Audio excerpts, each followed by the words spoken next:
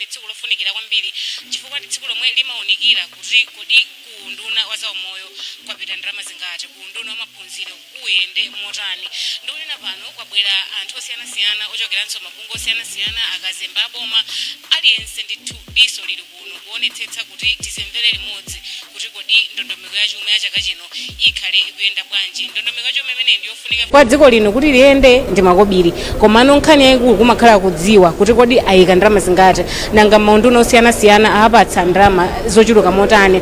Ine pano ndisathe mawu ndimuyitane mtolankhani wathu Kingsley Jasi amene ndi mtolankhani wathu wa zachuma. Tikhalanso tikuyankhula ndi Taonga Sabola amenenso ndi mtolankhani wathu wa zachuma kuti timve kuti kodi akuyembekezera zotani nanga tsiku la lero ndi tsiku lofunikira bwanji. Masana abwino Kingsley Jasi ndi mtolankhani wathu pa nkhani za business kapena kuti nkhani za malonda.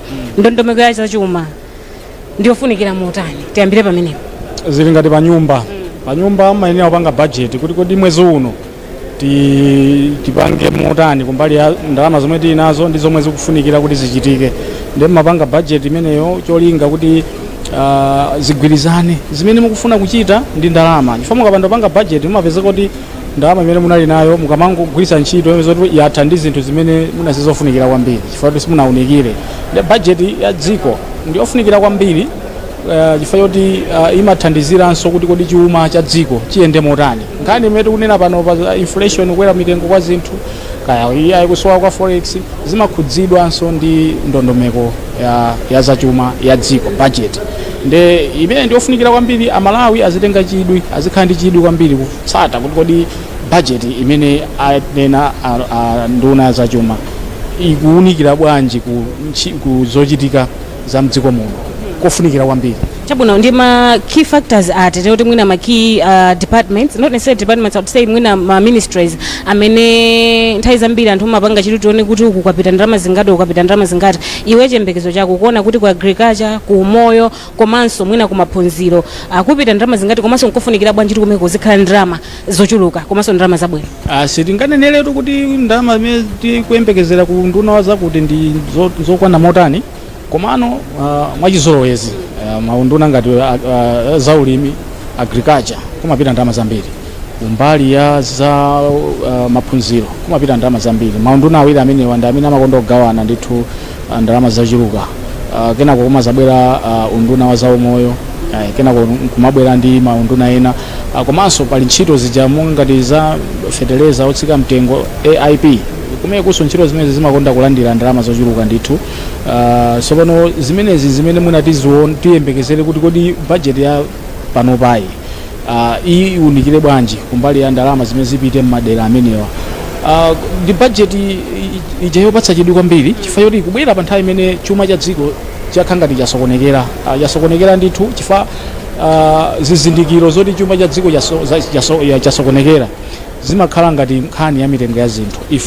Inflation ndi chinthu choopsa kwambiri chikakhala sichili bwino, ili ngati imene makhalira fever kutentha thupi.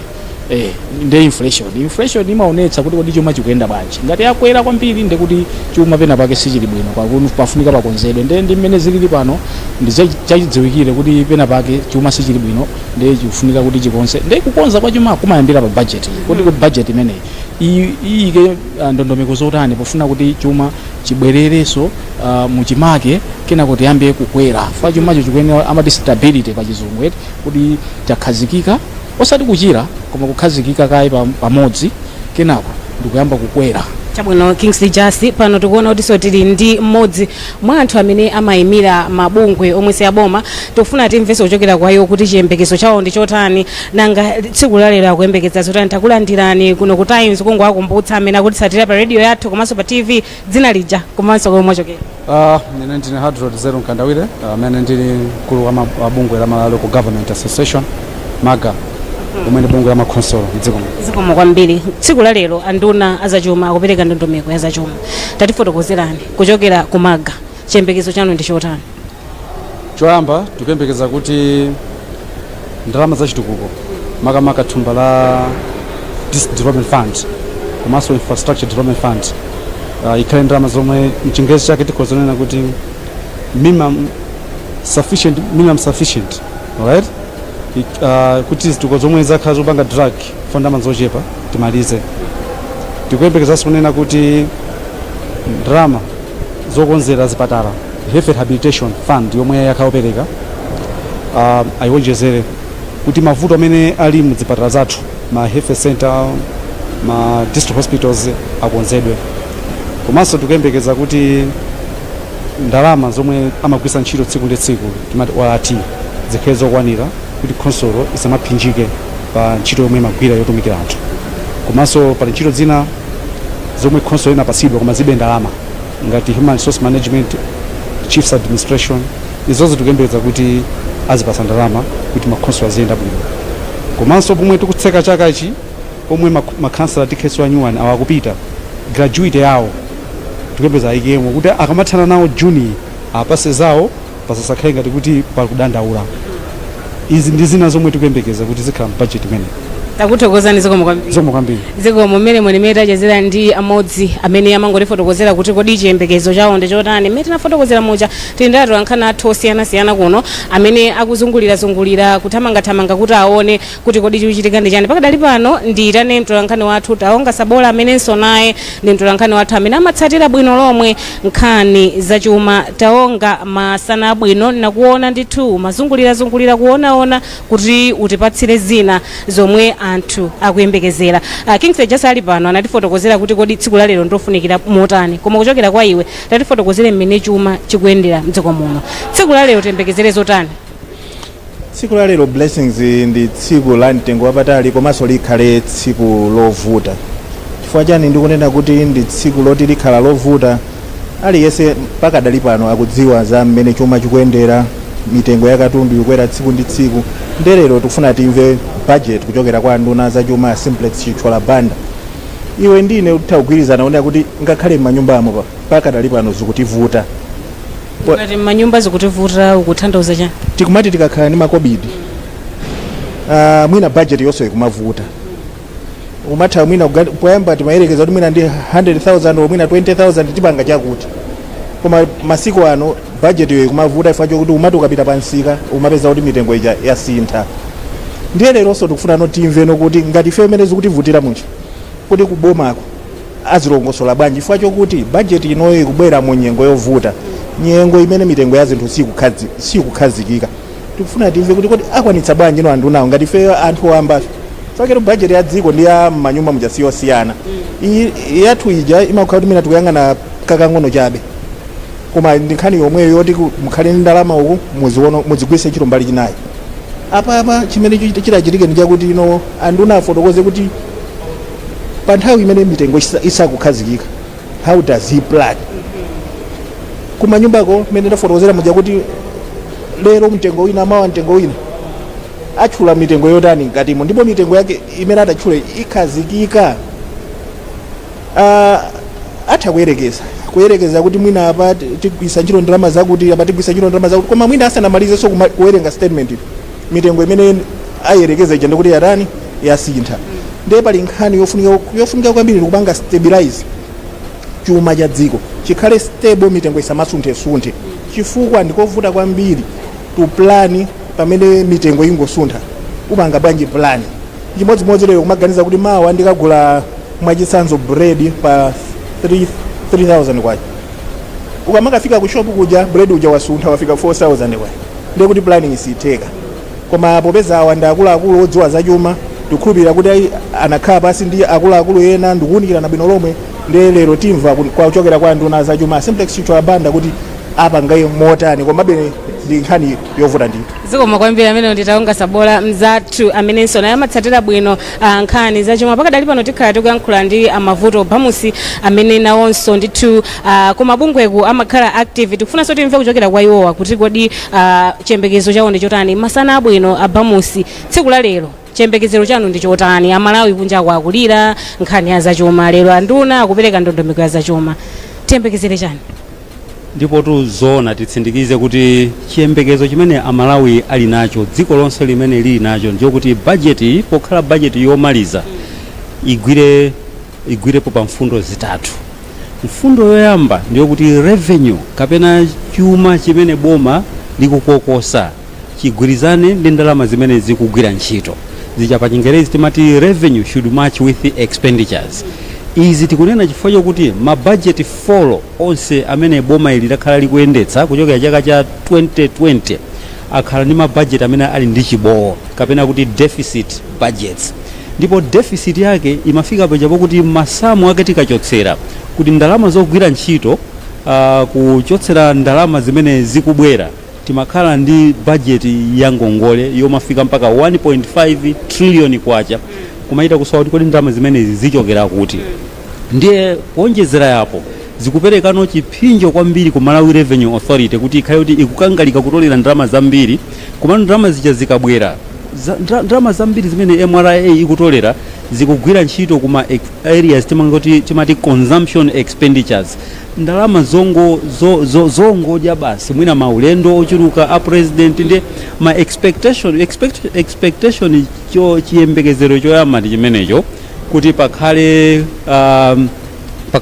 ndondomeko yabwino yochepetsa madera amene ndalama zimaonongekerako, mwachitsanzo maulendo ochuluka komanso fertilizer subsidy AIP ija imene kwambiri amene akupindula ndi AIP ena si alimi amene tinganene kuti akupindulira dziko lino ayi, komanso njira ina ndija ya corruption expectation ina ndiyo kuti budget imene iyike ndalama kuma areas amene athandizirano kuti ziphuphu zikhale kuti zikuchepa pomaliza expectation in terms of ziyembekezero zina ndizokuti ikhale budget imenenso itathandize ulamuliro wabwino.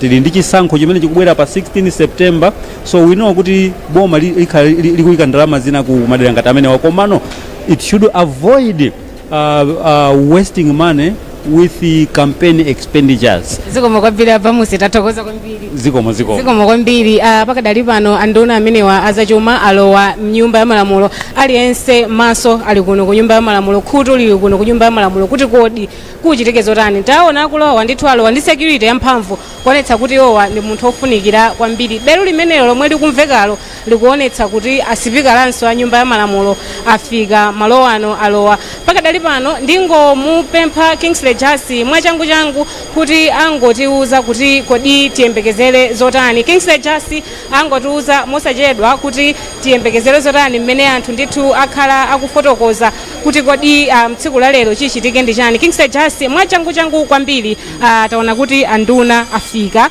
komanso belu limene likuonetsa kuti aspikala akulowa mnyumba ya malamulo. Amalawi tiyembekezere zotani 3 minutes. Tiyembekezere ndithu kuti budget imeneyi ithandizire kubweretsa mayankho pa mavuto amene achitika kumbali ya zachuma kwa zaka zingapo ndithu panopa. Pali anthu akatswiri akalankhulako ndithu kunena kuti pakufunika kuti budget iyi ikhale yochepa molingana ndi ndalama zimene dziko lino limakhala nazo lipeze mchaka chimenechi, komanso kuti ngongole zimene boma limatenga liyambe kuchepetsa chifukwa choti zimene zakhala zikubweretsa mavuto osiyanasiyana. Komanso mbali ina kukhale kuyika ndalama ku ntchito zopanga katundu, kusenza zoti tiyambe dziko lino kupanga katundu mochuluka, chifukwa kusapanga katundu mochuluka ndi kumene kupangisa kuti dziko lino lisamatumize katundu ambiri kunja ndi kumapeza forex yokwanira. Nde akatswiri ambiri amene talankhula nawo akhala akuunikira unena kuti tiyambe kukhala ndi budget yothandizira kwambiri ntchito zopanga katundu. Zifundo zimenezi ndi zimene zili zikuluzikulu zimene Amalawi akuyembekezera kuti kodi anduna aunikiremo motani mbali zimenezi. Zikomo kwambiri Kingsley Jasi. Koma amene ndi Kingsley Jasi mwapang'ononso chabe timve kuchoka kwa Kathe Maulidi, timve kuchokera kwa iye pa nkhani ya ndale kuti kodi khoti muna budget imene sinayende bwino sanapange zokomera Malawi kunjaku tiyembekezere zotani. Kathe kunja kuti sikuli bwino, anthu ma demonstrations apo ndi apo iwo amatsatira kwambiri nkhani za ndale. Ngati budget imene iboma liphonye kunjaku anthu akuzunzika, tiyembekezere zotani, akuyenera kuti apange motani kuti chuma chomwe anthu akuchimva kuwawa chija kunjaku chichonse chikhale bwino. Mwachidule blessings budget imeneyi ndi budget ya number 5 for chipani cha MCP, ndi budget imene tikuyembekeza kuti mwina ikhala ya kampeni budget yoti mwina isintha makaganizidwe ka anthu kuona kuti mwina boma likanali ndi chidwi kuti lifuna kusintha zinthu mdziko muno. Ndi budget imene ndiyovuta kwambiri chifukwa ndi budget imene ikubwera 6 months titatsala kuti amalawi akaponye voti. Wakambapo nkhani yokhudza kukwera kwa katundu pa msika. Panalinso nkhani yomwe tinaona mavenda kuchita zionetsero kuti katundu koda kudula mwina mutithandizepo. Panali nkhani imene asanachoke nduna yakaleona zamalonda Sosteni Kwengwe kunena kuti tizipereka forex kuma wholesalers amwenye ndi machina amene amaodetsa kaunjika. Ndi nkhani zoti za kampeni zimenezo tiyembekeza kuti tione kuti anduna azachuma ayibweretse motani nkhani imeneyo mu budget. Koma budget imeneyi mwina mwachidule mothamangisana ndi nthawi pota speaker ya nyumba ya malamulo afika kale mkatimo. Budget imeneyi ndithu potengera kuti tatsala ndi miyezi 6 yokha kupita kuchisankho tikuyembekeza kuti ikhala ndithu yofuna kukopa anthu ngati momwe zinalili ndithu ndisona. Zikomo kwambiri Kathe amene ndithu tipitula khadi wathu Kathe Paulida bera pa kuti fotokozeranso kuti kumbali ya ndale tiyembekezere chani. Dzina langa ndi Blessings Mpinganjira Changata. Ifa Times ku Radio Times TV komanso pa Facebook yathu tili pano kukupatsani tsatane wa mmene zonse zikhalire kuno tatente khali modzi.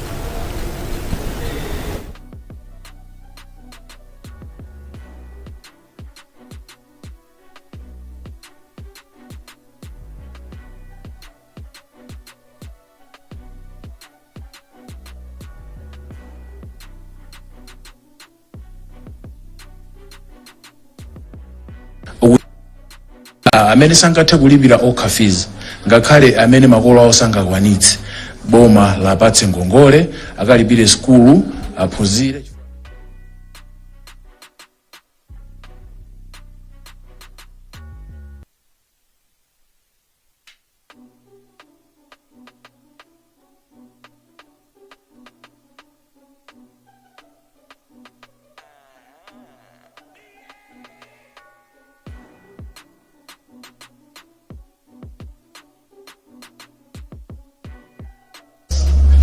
Honorable members, and welcome to this special session where our Minister of Finance is going to present the government budget.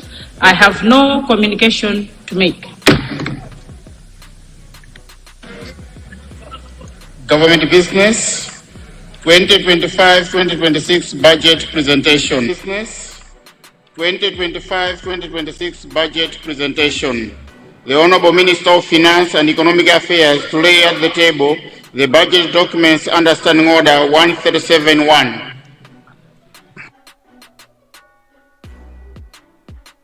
Honorable members, I call upon the Honorable Minister of Finance.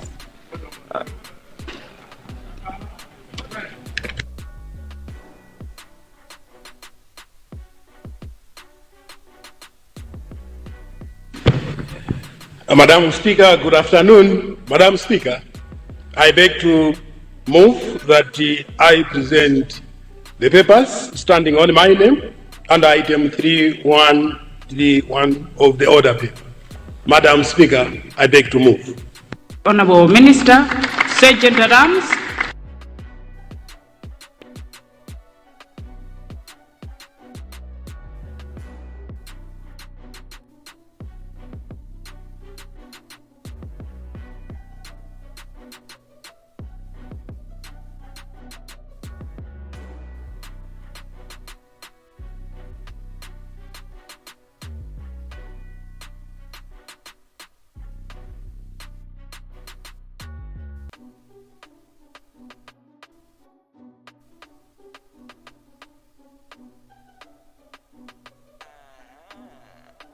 Honorable Minister of Finance. Oh, Minister of Finance.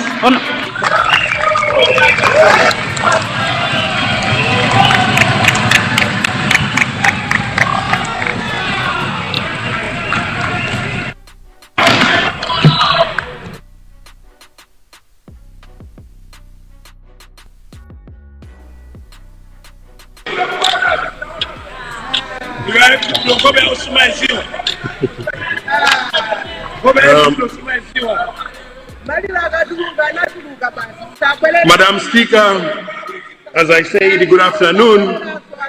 Madam Speaker, I beg to move that the estimates on the recurrent and development column accounts for the 2025-26 budget of the Malawi government be referred to the Committee of the Whole to be vote to be approved and adopted. Speaker, in line with the requirement of Section 33, subsection of the Finance Management Act of 2022, I have a statement of the estimated government revenue and expenditure for the next fiscal year. Madam Speaker, let me take this opportunity to thank His Excellency the President, Dr. Azaz Makikapi Chagwera, President of the Republic of Malawi, for his visionary leadership in managing the country through the turbulent economic times. I would also like to thank my fellow cabinet ministers, honorable members of this august house, various MDAs, the private sector, non-governmental organizations, the faith-based organizations, civil society organizations, the academia, professional bodies, development partners, the youth and the general public for their support and contributions during the pre-budget consultations that my ministry conducted across the country. Madam Speaker, I stand before you today and this afternoon at a time when the country is facing a series of setbacks. Since the current administration assumed office in 2020, it has been navigating through various economic turbulences. As such, the economic landscape, Madam Speaker, has not evolved as anticipated, with persistent pressure on key indicators such as economic growth, exchange rates, inflation, and structural shifts in trade and production. Madam Speaker, the COVID-19 pandemic and the Ukraine geographical conflict affected global, regional, and domestic economic performance. Globally, Madam Speaker, according to the January 2025 World Economic Outlook, the economy is projected to grow at 3.3% in both 2025 and 2026 within the region. Economic growth has been rising from minus 1.6% in 2020 to 3.8% in 2024, which is still lower than the pre-pandemic growth targets.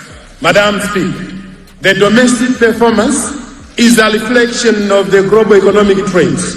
Specifically, Madam Speaker, Malawi's economy registered a slow growth of 0.8% in 2020 due to COVID-19 restrictions, which limited economic activities across the globe. Economic growth, Madam Speaker, started recovering in 2021 with a growth of 4.6% before dropping again to 0.9% in 2022. The slowdown, Madam Speaker, in growth was due to the Russian-Ukraine war, which limited the supply of strategic commodities such as fertilizers, petroleum, gas, and pharmaceuticals. Madam Speaker, in addition to Cyclone Anna, caused the destruction of Kapichira power station, which significantly reduced power supply required for sectoral growth in industries, service sector, and so many SMEs with a heavy dependence on steady power supply. Madam Speaker, in recent years, the country registered a growth of 1.9% and 1.8% in 2023 and 2024 respectively, due to cyclones such as Freddy and El Nino weather-related conditions, which reduced agricultural production. The government therefore remains hopeful that the economy will grow at 3.2% in 2025, owing to the continued good rainfall and positive contributions from expected high investments in agriculture, tourism, and mining sectors. Madam Speaker, the slowdown in growth resulted in trade imbalances, which led to the misalignment between the Malawi kwacha and major trading currencies. This, Madam Speaker, resulted in the government taking a painful decision to realign the kwacha by 25% in May 2022 and 44% in November 2023.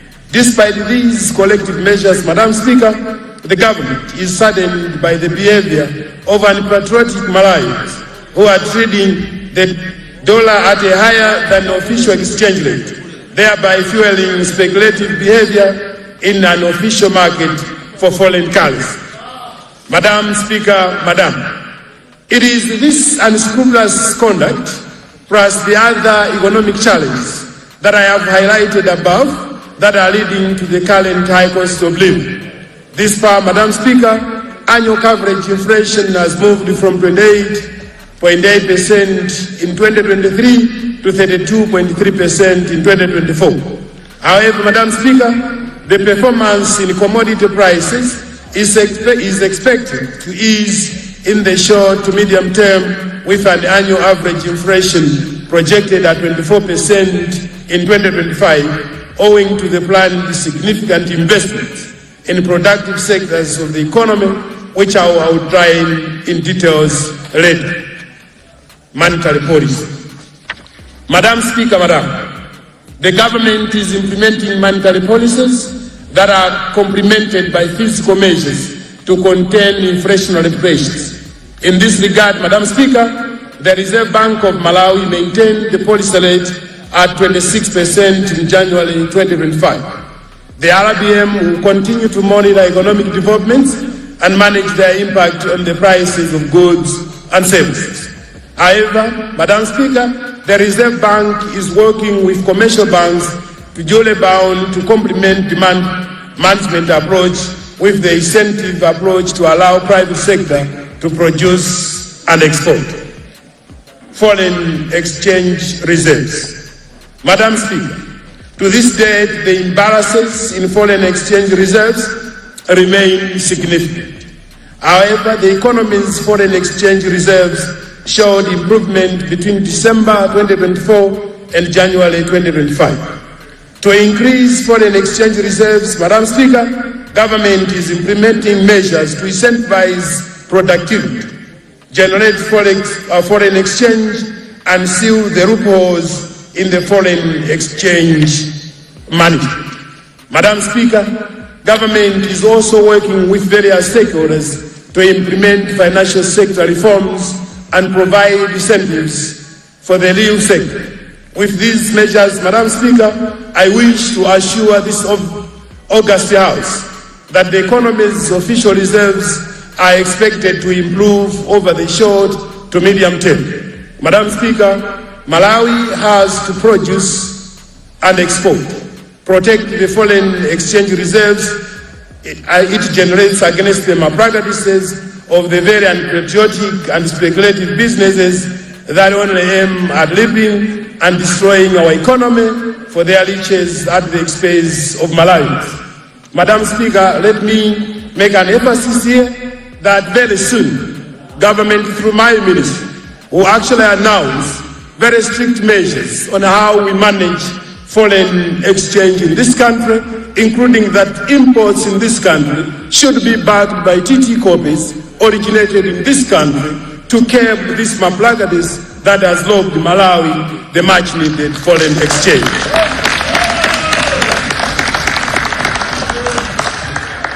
Madam Speaker, total public debt stock and management. Madam Speaker, as of September 2024, public debt stood at 16.19 trillion, representing 6.4% of the GDP, which is a total external debt reached 7.39 trillion, while domestic, let me take this one again, Madam Speaker. As of September 2024, public debt stood at 16.19 trillion, representing 6.4% of our GDP, of which a total external debt reached 7.39 trillion, while domestic debt amounted to 8.79 trillion. Through physical consolidation and debt reduction, Madam Speaker, government has demonstrated remarkable effort to ensure the country's public debt becomes sustainable. Government in principle has reached agreements with all official bilateral creditors, and it is still negotiating with commercial creditors to restructure debt even more. Madam Speaker, once the negotiations are completed, the initiative will ease the pressure on foreign exchange and provide physical space necessary for productive investment. Madam Speaker, the most ideal way of dealing with the unsustainable debt is by enhancing the country's domestic revenue mobilization to cover government expenditure without resources to further borrow. A situation which has not been attained due to the many shocks that this country has experienced and affected the economic performance negatively. Madam Speaker, you will note that honorable members, that a significant proportion of this budget I'm about to present is to cater for interest bill payment on past consumption, on salaries and wages and pensions, budget lines which are mandatory and cannot be reduced. Madam Speaker, to tame the growing debt, government has stepped up its efforts to strengthen debt and cash management. Government has therefore and will continue to contract concessional loans, targeting borrowing to fund projects in the priority sectors, particularly leveraging on alternative and innovative financing. We will ensure that our borrowing targets productive areas to maximize the benefits on our economy. Some of the key measures to contain public debt include the following, Madam Speaker. Commitment controls to contain arrears and limiting issuance of guarantees. Madam Speaker, I am pleased this afternoon to inform the August House that the government has developed a framework to assess and manage guarantees on lending and direct borrowing by state-owned enterprises. Honourable members might wish to note, Madam Speaker, that in the 2024-25 financial year, government has not contracted any non-concessional external loan and it has not issued any sovereign guarantees. To achieve this diversification of resource mobilization for financing sustainable national development, Madam Speaker, government has developed the Integrated National Finance Framework, an architecture that provides innovative ways of engaging both public and private sector at domestic and international level. Economic stabilization measures. Madam Speaker, in addressing the key economic challenges that have affected our economy, which are price instability and foreign exchange scarcity, government is therefore implementing the following structural reforms. Number one, Madam Speaker, is price stability. On price stability, the following have been lined up, Madam Speaker. Number one, develop a comprehensive price stabilization policy with input from the private sector and consumer protection bodies.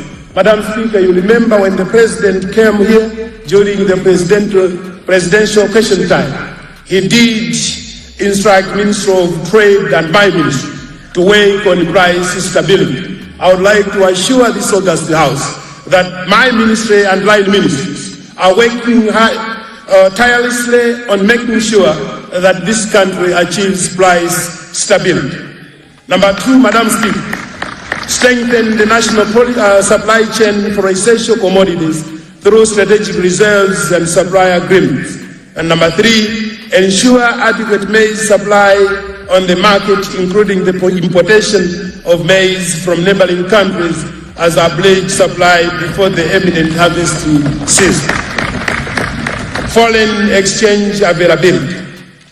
Madam Speaker, on this one, number one is that we are establishing sustainable sources of generating foreign exchange that includes direct participation of the banking sector to work with the private sector companies with export potential and diversification of bank loans to productive and growth potential sectors of the economy. Number two, Madam Speaker, establish a national anti-forex crime unit to tackle parallel market activities and ensure compliance with forex regulations. The unit, Madam Speaker, shall also be responsible for combating illegal exportation of the country's minerals and agricultural produce. Madam Speaker, we are also going to continue working with the Inspector General of Malay Police to deploy physical and CID police officers and all intelligence institutions to raid persons suspected to be dealing in illegal forex trade. It is therefore my plea, Madam Speaker, to the general public and to this House to comply with their work and report any suspicious activities for the good of our country. We are going to develop a comprehensive export diversification strategy, including value-added sectors and digital trade promotion. We will strengthen legal frameworks to empower the Ministry of Trade in key commodity sectors and improve export data transparency. We are going to implement measures that will prioritize manufacturing sector for value addition, employment generation, and exportation by, among others, incentivizing production, jealously guard our foreign exchange, and sealing all the loopholes in foreign exchange management.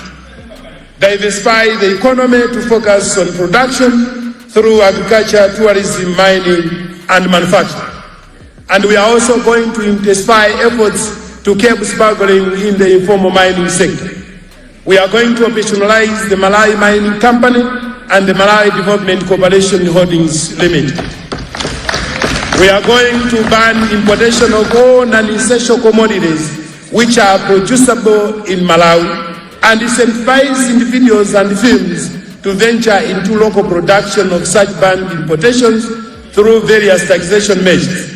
Government has also embarked on discussions with international investors in Malawi and all big companies to develop backward linkages with our SME sector for their low materials and inputs requirements, thereby creating off-take markets to our SMEs and preserve the much-needed forex. Madam Speaker, as you are aware, the budgets are formulated in line with the first 10-year mid-1 of Malawi 2063. I would like to assure all Malawians that the government remains committed to achieving its aspirations as attested by His Excellency Dr. Lazarus McCarthy Jagwera, President of the Republic, during his State of the National Address on 14 February 2025, titled, and I quote, "Taking our development forward to continue the progress we have delivered." Madam Speaker, in the same vein, in the 2025-26 budget, it aims to continue financing key existing and emerging projects in all districts as highlighted by the President. Therefore, Madam Speaker, this budget is guided by the theme, and this is the theme, Madam Speaker, consolidating gains, strengthening resilience and inclusivity for accelerated socio-economic transformation. As we continue with the recovery process, Madam Speaker, it is with determination and hope that today I present to you a budget that aims not just to stabilize our economy, but to revitalize it by focusing on our key productive sectors of agriculture, tourism, mining, and manufacturing. As such, Madam Speaker, there is need for concerted efforts to further strengthen resilience against the economic challenges that the country is facing, because without microeconomic stability, our efforts to revamp it will be futile. Investments in key productive sectors. Madam Speaker, along with the macro stabilization process, government is revamping the economy through strategic investments in productive sectors such as agriculture, tourism, manufacturing, and mining. As such, Madam Speaker, the 2025-26 budget has been designed to significantly finance these growth-propelling sectors, details of which I will outline later in this statement.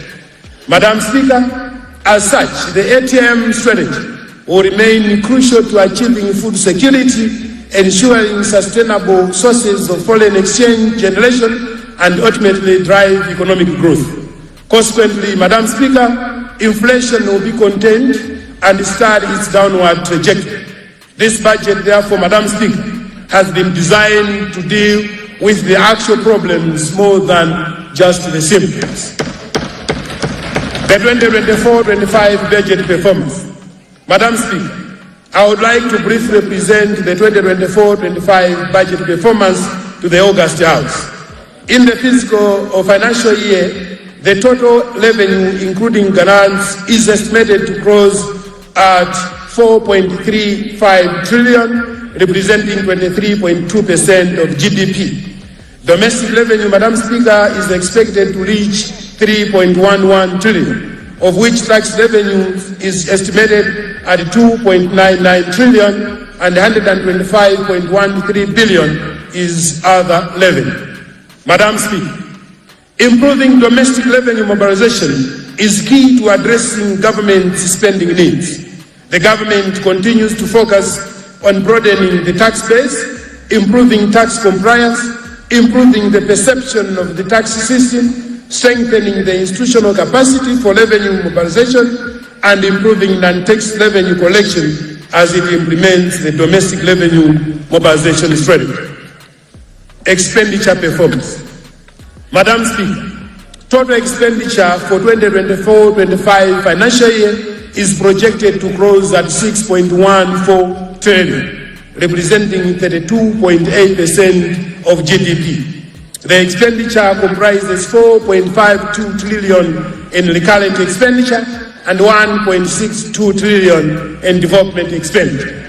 The development expenditure comprises 314.13 billion from domestic revenue and 1.31 trillion from foreign resources. Madam Speaker, the current expenditure for 2024-25 financial year comprises 1.31 trillion for compensation of employees and 1.02 trillion for use of goods and services, 1.46 trillion for interest payment, and 378.50 billion for grants to other general government units, and 317.06 billion for social benefits, and 34.44 billion for other expenses. Fiscal balance. Madam Speaker, based on the preliminary outline of revenue and expenditure in the 2024-25 financial year, the overall deficit is estimated at 1.79 trillion, representing 9.6% of the country's GDP. The deficit, Madam Speaker, is therefore estimated to be financed through domestic borrowing amounting to 1.59 trillion and foreign borrowing amounting to 196.49 billion. Progress on selected key achievements in 2024-25 financial year. Madam Speaker, despite the challenges that the economy has been encountering, remarkable progress in a number of sectors has nonetheless been registered. I would therefore, Madam Speaker, like to present some of the milestones that have been registered in various sectors as follows. The health sector. Madam Speaker, improving the health and well-being of all Malawians by providing equitable, equality, and accessible health services is the catalyst of human capital development, which is the determinant of a productive labor force. Madam Speaker, government is focusing on enhancing health infrastructure development, providing quality health workforce, improving health financing, and fostering good governance for sustainable health outcomes. The government has, among other vital milestones. Number one, constructed radiotherapy bunkers for the National Cancer Center, and 2 machines have already been installed and commissioned. We have commenced the construction of superstructures at Imponela Community Health, which is at an advanced stage. Madam Speaker, we have also we are doing the construction of Domas Community Hospital Phase 1, and this has been completed. Madam Speaker, as a way of accelerating the decentralization process, the government deployed the direct facility financing arrangement, which was first piloted in Numbi from 2022 to 2023, and it is scaling up to 13 other districts in 2025 to 2026. And Madam Speaker, these are the following, the districts: Chitipa, Nkhotakota, Kasungu, Njisi, Lilongwe, Salima, Dedza, Machinga, Branta, Chikwawa, Nsanje, Balaka, and Mangoes. Agriculture sector. Madam Speaker, in the agriculture sector, the government's priority is investing in irrigation infrastructure and mega farms across the country as a way of expanding our export base. And some of the initiatives that have been undertaken include the following, Madam Speaker. Number one, construction of the Shile Valley Transformation Irrigation Project, Phase 1, which is now at 98%. Construction of Witale Irrigation Scheme.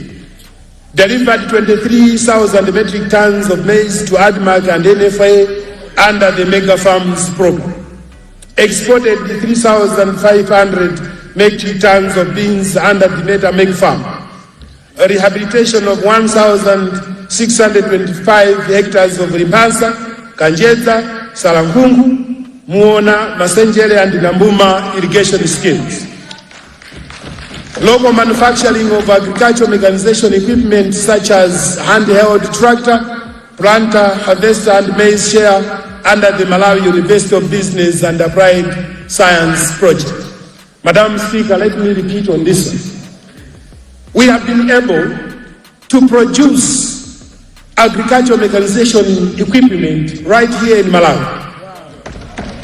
The handheld tractor, the planter, the harvester, the maize sheller, all these have been done by the Malawi University of Business and Applied Sciences. Madam Speaker, we have also registered customary land parcels using the land information management systems with over 60,000 parcels from Chikwawa, Msanje, Machinga, Kasungu, Nkhotakota, Palombe, Nkatabe, Lumbi, Chitipa, Kalonga, and Zomba districts. Madam Speaker, the government continued to implement the Affordable Inputs Program, AIP, in the 2024-25 farming season with a budget of 1.61 billion. As of 24th January 2025, the government had distributed 3,771.2 metric tons of seed, 22,644 metric tons of NPK, and 23,704.9 metric tons of urea fertilizers. Madam Speaker, as part of government's efforts to promote food security, reducing hunger and strengthening Malawi's food security, the National Economic Empowerment Fund, NIF, has been actively supporting smallholder farmers through the Farm Input Loan Program, FREE. As of February 2025, NIF has successfully distributed 18,908 metric tons of fertilizer, valued at 65.1 billion, to 65,834 farmers. These efforts reflect the government's commitment to enhancing agricultural productivity and ensuring sustainable food supply for all Malawians. Madam Speaker, in order to increase agricultural productivity, the government is also investing in the promotion of mechanized farm operations by establishing hiring centers within the agricultural development divisions. To this end, Madam Speaker, 8 machinery sets have already been procured. Madam Speaker, the government continues to commit resources to promote livestock development in the country through good extension advice on improved management practices. As a result of this, Madam Speaker, cattle population increased by 4% from 2,187,583 cattle to 2,269,055. Goats and sheep population both increased by 8%. Pigs increased from 11,507,091 to 12,475,657, and indigenous chicken increased from 103,397,473 to 113,860,549. Tourism sector. Madam Speaker, The government prioritizes the promotion of tourism for the country's socio-economic development by focusing on executing a robust marketing framework, conducting promotional activities, collaborating with key market representatives, and utilizing tourism levy funds for effective marketing. The contribution of the tourism industry represented 4.8% and 5.4% of the GDP in 2023 and 2024 respectively. The following are some of the key achievements in the tourism sector. Completion of designs for a mid-market eco-lodge at Wangombe, Rumen.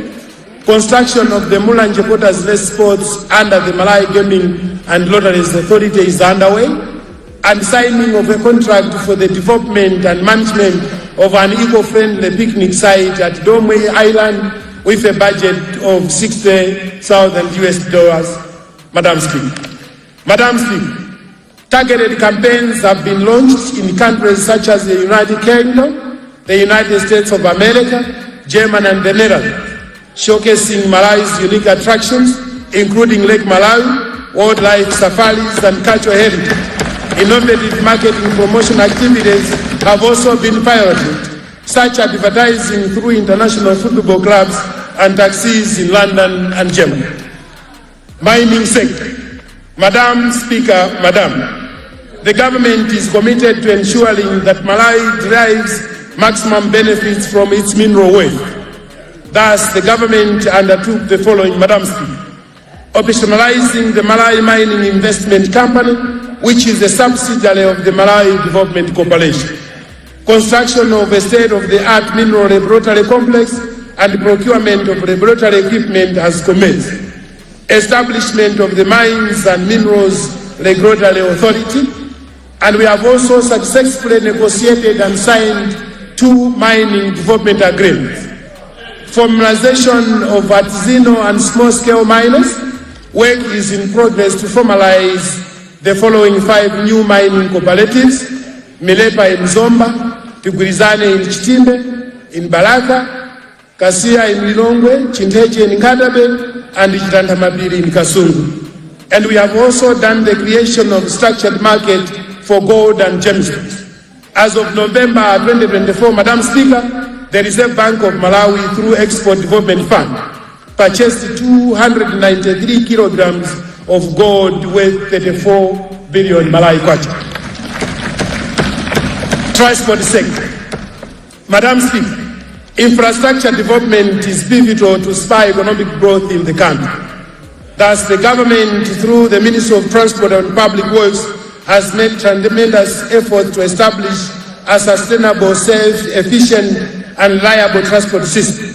I therefore, Madam Speaker, would like to present to the House progress on some of the transport infrastructure development as follows.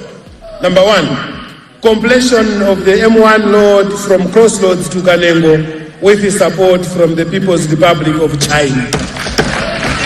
Madam Speaker, I want to repeat this one and call upon this House to verify and walk along on these roads, because the roads that I'm talking about are completed, Madam Speaker.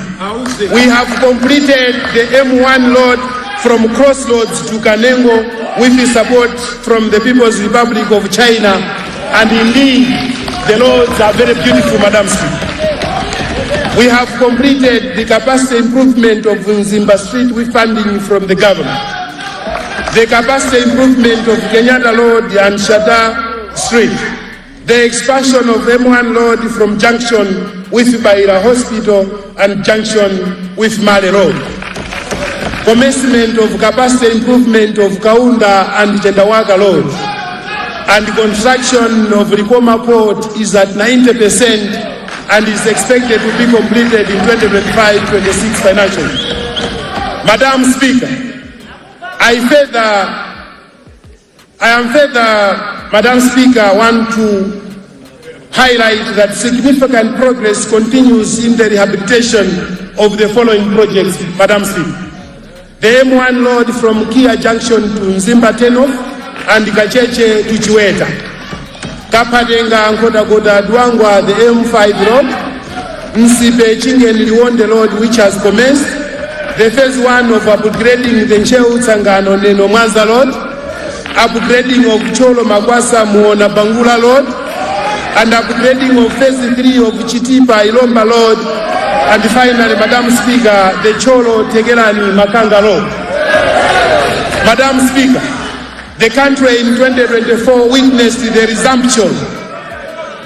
Madam Speaker, I would like to draw your attention, Madam Speaker, on this one.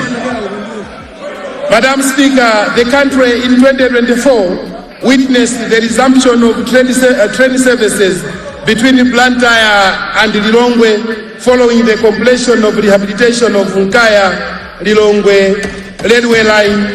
In addition, Madam Speaker, the construction of Malaga-Bangula railway is in progress. Education sector, Madam Speaker. Madam Speaker, the government recognizes the role played by the education sector as an enabler of socio-economic transformation of this administration. Since 2020, Madam Speaker, the government has focused on promoting equitable access to education, improving quality and enhancing governance and management of the education sector. Madam Speaker, under the basic education, the following are the major achievements. Number 1, commenced the construction works of 2,170 classrooms in 1,085 primary schools. Procured 116,066 tablets under Building Education Foundation through innovations and technology. Provided additional 34,000 to the existing rural allowances scheme to 12,000 primary school teachers in 1,537 hard-to-reach schools. Procured and distributed 390,000 textbooks to senior primary schools. Madam Speaker, with support from development parents, government rolled out the National Mathematics Curriculum Reforms Program for Standards 1 and 2 in all primary schools across the country. Government also supplied 2 million learners workbooks and trained 30,000 teachers and 730 specialist teachers to implement the program. Madam Speaker, the government, in collaboration with World Bank, has constructed 668 classrooms in 334 primary schools across the country. Madam Speaker, under the secondary education, government has completed expansion works of 35 CTSSs under the World Bank Equals project. We have constructed 59 cost-effective classroom blocks under the World Bank Equals project. We have trained 1,432 secondary school head teachers and deputies on school management and instructional leadership. We have procured 328,177 textbooks, 1,895 computers, and 27,106 for secondary schools across the country. We have expanded access to visual science laboratories in 55 community-day secondary schools. We have introduced coding innovation laboratories in 9 secondary schools under the Malawi Girls Can Code project in partnership with UN Women. We have also constructed 75 smart ICT laboratories in CTSs and completed the designs for the construction of 6 secondary schools of excellence. Madam Speaker, under the higher and tertiary education, the government has done the following. We have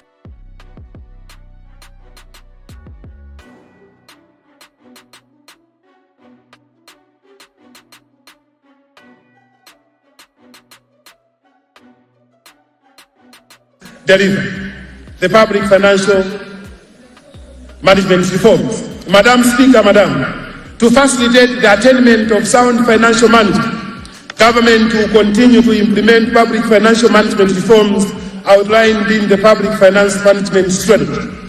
Madam Speaker, to enhance revenue generation, government has completed the development of an automated stamp and estate duty system in the Department of Registrar General. Madam Speaker, Government, through the Public Procurement and Disposal of Assets Authority, will embark on the rollout of electronic procurement system commencing March 2025 and electronic procurement processes to achieve transparency and efficiency in procurement. And the electronic procurement system, Madam Speaker, will further assist government to curb corruption related to procurement in the public service. Madam Speaker, government is developing a new beneficial ownership module on the Malawi business legislation system, which will be fully interfaced with the Malawi National Electronic Procurement System. With this integration, Madam Speaker, the Public Procurement and Disposal of Assets Authority will be able to access beneficial ownership information for companies participating in public procurement. State-owned enterprises performance. Madam Speaker, government continues to strengthen its oversight role over state-owned enterprises through monitoring performance, implementing necessary reforms, and ensuring remittance of returns to its investments in state-owned enterprises. In light of the above, Madam Speaker, I am pleased to report to this August House that some state-owned enterprises have registered good performance from loss-making to profit-making, with some remitting dividends to government, which amounted to over 13.5 billion in 2025 financial year. In this regard, Madam Speaker, I would like to commend the following state-owned enterprises for their continued remittance of dividends: the Malawi Communications Regulatory Authority, the Malawi Gaming and Lotteries Authority, the Malawi Bureau of Standards, Tobacco Commission, the National Construction Industry Council, the National Oil Company of Malawi, Lilongwe Water Board, Air Cargo Malawi, Malawi Accountants Board, Airport Developments Limited, and Umonzi Holdings Limited, among others.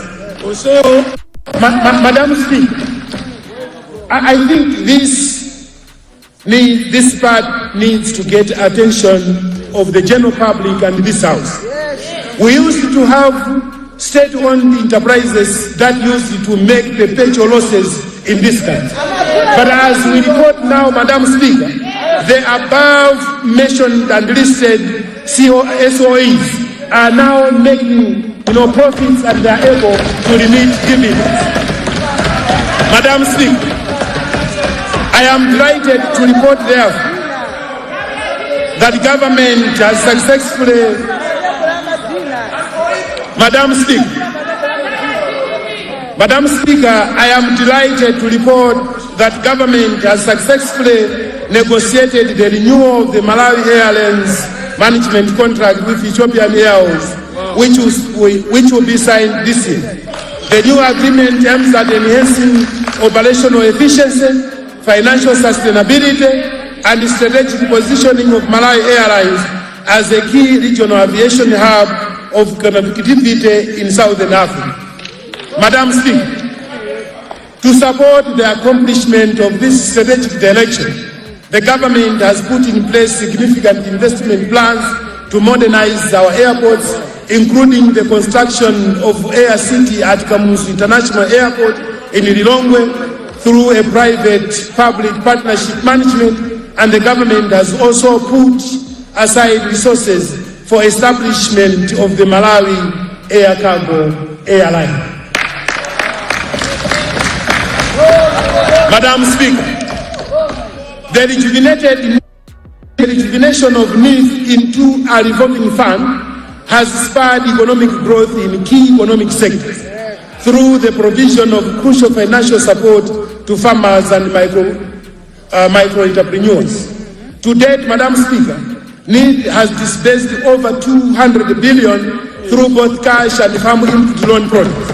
As many as 210,000 Malawians have been served, and an average loan collection rate of 80%. This, Madam Speaker, is unprecedented. Madam Speaker, the efforts of the government to reach out and economically empower the ordinary and marginalized Malawians cannot go unnoticed. Government has continuously supported the National Economic Empowerment Fund by injecting 180 billion in just 4 years, Madam Speaker. As you are aware, Madam Speaker, government established Malawi Development Corporation Holdings Limited to spearhead investments in the strategic sectors. Currently, Madam Speaker, the company is in discussion with various investors in the transport, agriculture, food processing and mining, among others, to roll out its operations in these strategic sectors. And meanwhile, various business cases, Madam Speaker, from investors are being reviewed. Simply put, Madam Speaker, MDC is back. Madam Speaker, as this August House is aware, Madam Speaker, in 2023-24 financial year, government restructured the ADMAC Limited, resulting into a right-sized workforce and a more commercial-oriented organization. Government continues to support ADMAC in its commercial drive to not only trade in maize, but also to go into crop production, value additions, and trading in other commercial commodities, thereby transitioning into a lead aggregator of agricultural commodities and contributing towards food stabilization. Information and digitalization reforms. Madam Speaker, to achieve improved operational efficiency, the government is in the process of amalgamating ICT-based institutions which provide similar services to the general public. As part of this process, Madam Speaker, government is acquiring Malawi Telecommunications Limited, which will be merged with the Malawi Digital Broadcasting Network, ESCOM Optical Fiber Communication, and government-wide area network. Madam Speaker, this amalgamation will streamline operations, enhance service quality, and optimize resource utilization through building a more resilient and interconnected digital infrastructure, thereby ensuring that Malawi's digital future is both robust and sustainable. Integrated financial management and information systems, SAP-based IFINs. Madam Speaker, government will continue building on the gains that have been registered from implementation of the SAP-based IFINs. In the 2024-25 financial year, the following milestones relates to: number one, expanded transaction coverage to include foreign missions transactions, local council transfers, debt transactions, and all central government ministries, departments, and agencies. Introduction of revenue management module and IFMIS MRI interface. Madam Speaker, the core banking system within RBM called FlexCube was upgraded to directly interface with IFMIS, resulting into efficiencies in payment processing and reconciliation. Additionally, Madam Speaker, the IFMIS data center within Capitol Hill has been completed and is currently also hosting other systems for National Legislation Bureau, Department of Disaster Management Affairs, and Malawi Revenue Authority. In the 2025-26 financial year, Madam Speaker, government will introduce the Human Capital Management module for payroll processing to replace the HIMIS for better management of the civil service workforce, including payroll and pension processing. Government will also, in the 2025-26 financial year, begin upgrading the IFMIS for local councils following a successful business process re-engineering. The upgraded system will bring about efficiency in accounting for expenditures and revenues in the local authorities, poverty reduction, and social protection. Madam Speaker, the social cash transfer program has reached over 298,449 households nationwide in all the 28 districts. However, Madam Speaker, the retargeting of beneficiary household is underway, and the targeted total number of households is being estimated at 382,457. Madam Speaker, the Climate Smart Enhanced Public Works Program is focused on building community assets through watershed management interventions. The program, Madam Speaker, is targeting over 520,000 ultra-poor households across the country, which contain members with labor capacity and are not on social cash transfer program. The 2025-26 budget. Madam Speaker, now allow me to present to this August House the 2025-26 fiscal targets and the assumptions underpinning the estimates. Major assumptions for the 2025-26 budget. Madam Speaker, the 2025-26 budget has assumed a fiscalized real GDP growth rate of 3.4% and average inflation rate of 22.3%. Total revenue and grants. Madam Speaker, total revenue and grants for 2025-26 financial year are estimated at 5.58 trillion, representing 21.5% of our GDP. Domestic revenues are estimated at 4.44 trillion, representing 17.1% of our GDP, of which tax revenue, Madam Speaker, are estimated at 4.33 trillion, and other revenues being projected at 106.02 billion. Madam Speaker, grants are estimated at 1.14 trillion, of which 1.10 trillion will come from international organizations and 86.36 billion from foreign governments. Expenditure. Madam Speaker, total expenditure for the 2025-26 financial year is projected at 8.05 trillion, representing 31.1% of our GDP. Of the total expenditure, recurrent expenses are estimated at 6.04 trillion, representing 23.3% and GDP of our GDP and 75.0% of our total expenditure. Madam Speaker, development expenditure for the 2025-26 financial year is estimated at 2.01 trillion, of which 1.44 trillion is for foreign financed projects and 578.60 billion is for domestic financed projects. Financial or physical balance and financing. Madam Speaker, the 2025-26 financial year's overall balance is estimated at a deficit of 2.47 trillion, which is 9.5% of our GDP.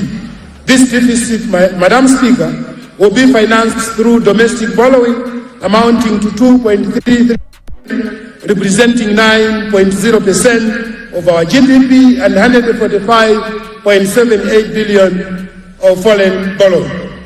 Highlights of the 2025-26 budget. Madam Speaker, let me now turn to the highlights of the 2025-26 financial year's budget as follows. Wages and salaries. Madam Speaker, in the 2025-26 financial year, wages and salaries are projected to grow to 1.53 trillion, representing 5.9% of our GDP. Madam Speaker, this includes resources amounting to 10 billion for recruitment and 176 billion reserved for general salary increase.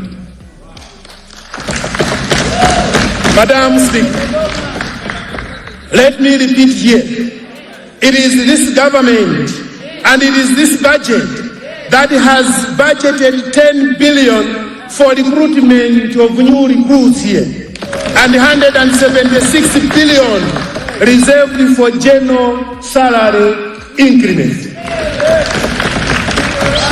Madam Speaker, pensions and gratuities. Madam Speaker, pensions and gratuities is estimated at 170.4 billion, which will cater for the continued clearance of the backlog and monthly pension obligations. Madam Speaker, the waiting period has significantly reduced following the additional injection of 100 billion facility that the government specifically obtained for this purpose. Interest payment. Madam Speaker, public debt interest is projected at 2.17 trillion, which is 8.4% of our GDP and 49.2% of domestic revenues. Of the total public debt interest, foreign debt interest is estimated at 61.2 billion, while interest for domestic debt is estimated at 2.11 trillion. Madam Speaker, to mitigate the debt interest burden, government is now focusing on production in order to enhance domestic revenue collection. This is coupled with the implementation of the domestic revenue mobilization strategy that is expected to broaden the tax base, improve tax compliance, strengthen the capacity for revenue mobilization, and improve non-tax revenue collection. Maize purchases and allocation to ADMAC. Madam Speaker, in order to provide easy and timely access to maize markets for all the farmers, the 2025-26 financial year's budget has allocated 60 billion towards maize purchases. And Madam Speaker,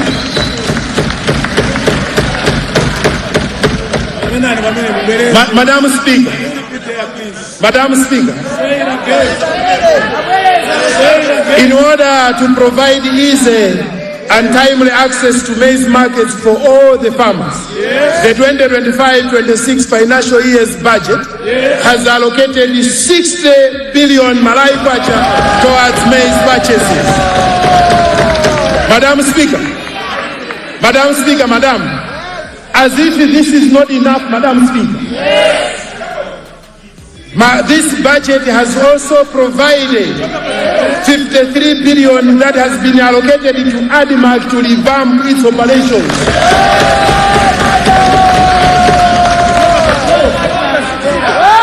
Madam Speaker, affordable inputs program. Madam Speaker, I wish to inform this August House that the reforms on AIP program are ongoing. The government's focus is enhancing production for the attainment of household and national food sufficiency and increasing disposable income for all Malawians. Irrigation, Madam Speaker, to achieve this, various initiatives such as AIP, mega farms, irrigation and farm input loans being administered by NIT are working in complementarity for this purpose. Madam Speaker, in light of this, the 2025-26 financial year's budget for AIP has been pegged at 131.6 billion. Grants to other general government units. Madam Speaker, grants to other government units are estimated at 543.1 billion. The composition of this includes the following, Madam Speaker: 129.7 billion transferred to Malawi Revenue Authority, 101.1 billion for Lords Funds Administration, 8 billion for Lords Authority, and 268.3 billion for subvented organizations, and 36 billion for tertiary education students' loans. Elections. Madam Speaker, this budget has also made allocations to elections. Madam Speaker, another notable allocation in the 2025-26 financial year, amounting to 162.9 billion, has gone to the Malawi Electoral Commission to enable them manage the forthcoming tripartite general elections. These resources are specifically for polling and all the remaining activities in the electoral process. Madam Speaker, the allocation represents an increase of 207% from the 2024-25 revised provision of 53.1 billion. 2025-26 key sector allocations and development projects. Madam Speaker, this year's budget is very unique in the sense that it has prioritized allocations that will enable us to address the challenges of fuel, fertilizer, forex and food, the 4Fs. It is therefore, Madam Speaker, for this reason that the government is pursuing procurement of fertilizer and fuel through the government-to-government arrangement, which is G2G, over and above the open tender system. This will also ensure that procurement of these strategic commodities is streamlined. In addition to this, Madam Speaker, government is working towards having a fertilizer manufacturing plant within borders of this country to ensure that prices of fertilizer are reduced significantly. Madam Speaker, government is also advocating the use of organic fertilizers that are locally manufactured and are cost-effective. Madam Speaker, to address food challenges, government is focusing on production, and you will note shortly in my presentation that substantial amount of resources have been allocated towards irrigation development so that the country moves away from over-dependence on rain-fed agriculture. Irrigation, Madam Speaker, is therefore a very critical to stabilizing maize yields, reducing food shortages and protecting smallholder farmers from economic shocks. Madam Speaker, the expectation is that once the dividends of our focus on production have begun bearing fruits, the foreign exchange challenges will be a thing of the past. This, Madam Speaker, is because through production, the country will attain food self-sufficiency and have access for exports, and the proceeds from the mining and tourism industry, Madam Speaker, will also as well generate much needed foreign exchange for the stabilization of our economy. Madam Speaker, recovering, diversifying and protecting the economy, which is the RDP, remains our focus in the 2023-2025-26 financial year. In order for our economy to recover, government has prioritized production through strategic investments in agriculture, tourism and mining, and details of which I will be highlighting below. Madam Speaker, the government is diversifying the economy by not only concentrating on agriculture alone, but other strategic sectors that have the potential to turn around the fortunes of this country, like the mining and tourism. Madam Speaker, even within the agriculture, the focus is on irrigation farming to reduce overdependence on rain-fed agriculture, large-scale fish production under the agriculture mega farms, and extensive rice production through the Ndola irrigation scheme. This is over and above the traditional maize and tobacco production that has been scaled up. Madam Speaker, I wish to underscore that it is the responsibility of every Malawian to ensure that our economy is protected. As the noble citizens, we need to jealously safeguard our natural resources and whatever is produced so that they benefit the country at large. For instance, Madam Speaker, we need to curb smuggling and illegal cross-border trade and ensure that fair trade practices are conducted countrywide. Agriculture, tourism, mining, and manufacturing. Madam Speaker, in order to stimulate economic growth through job creation, reduce the dependency on imports, increase the export opportunities, and other resultant multiplier effects to the economy, government has deliberately allocated substantial resources to a number of productive sectors, including agriculture, irrigation, tourism, mining, and trade. Agriculture sector and irrigation development. Madam Speaker, cognizance of the significant contribution of agriculture to the socio-economic growth and development of this country, the sector has been allocated a total of 693.3 billion, representing 9% of the total budget. Madam Speaker, some of the notable allocations under this sector include 99.5 billion for irrigation development, 38.3 billion for mega farms, 53.1 billion for animal, 60 billion for maize purchases, 131.6 billion for affordable input program, and 70 billion for farm input loan program administered by me. Madam Speaker, to mitigate the impact of El Nino-induced dry spells and ensure food security, the government has allocated 99.5 billion for irrigation development, with rain-fed agriculture dominating food production, and irrigation is critical to stabilizing maize yields. reducing food shortages, and protecting smallholder farmers from economic shocks. Madam Speaker, the government aims to maximize utilization of 56,113 hectares of irrigable land, targeting a maize yield of about 330,000 metric tons.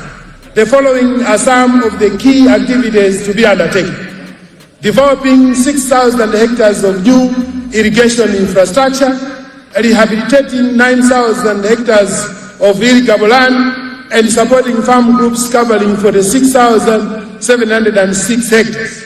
Madam Speaker, regarding development projects, government has prioritized the following, aimed at enhancing productivity and commercialization. Agricultural commercialization project with an allocation of 143.5 billion. Chile Valley Transformation Project has 71.9 billion.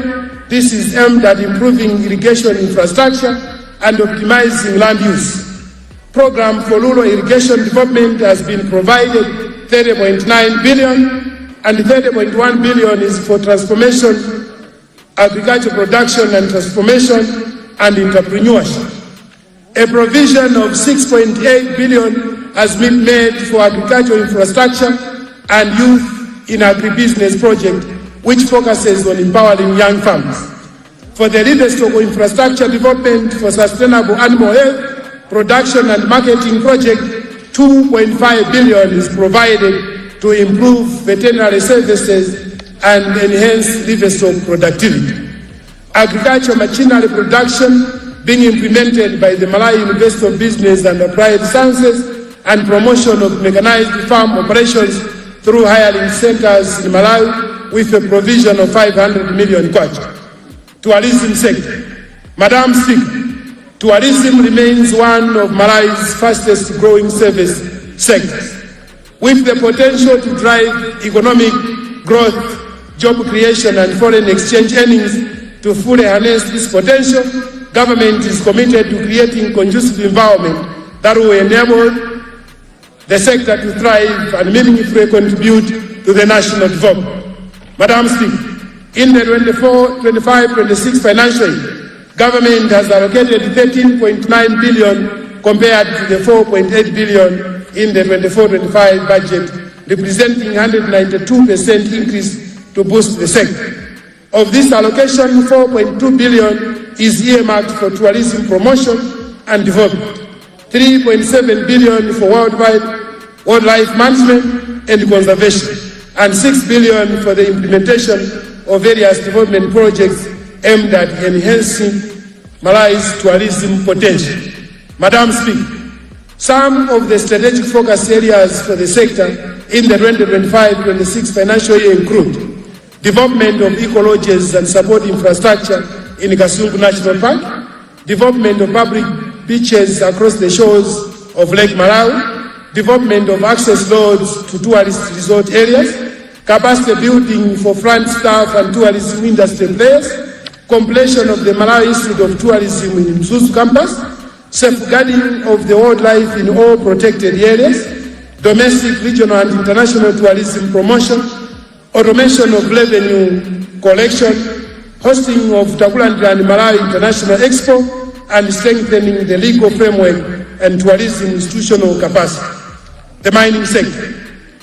Mining is a key priority for the government due to its vast potential to create employment opportunities, generate foreign exchange earnings, and drive economic growth and development. The government is committed to unlocking the full potential of this sector to ensure its meaningful contribution towards Malawi's transformation. Madam Speaker, in the 25-26 financial year, a total of 14.2 billion has been allocated under this sector from 5.5 billion that was allocated in the 24-25 financial year, representing a 160% increase.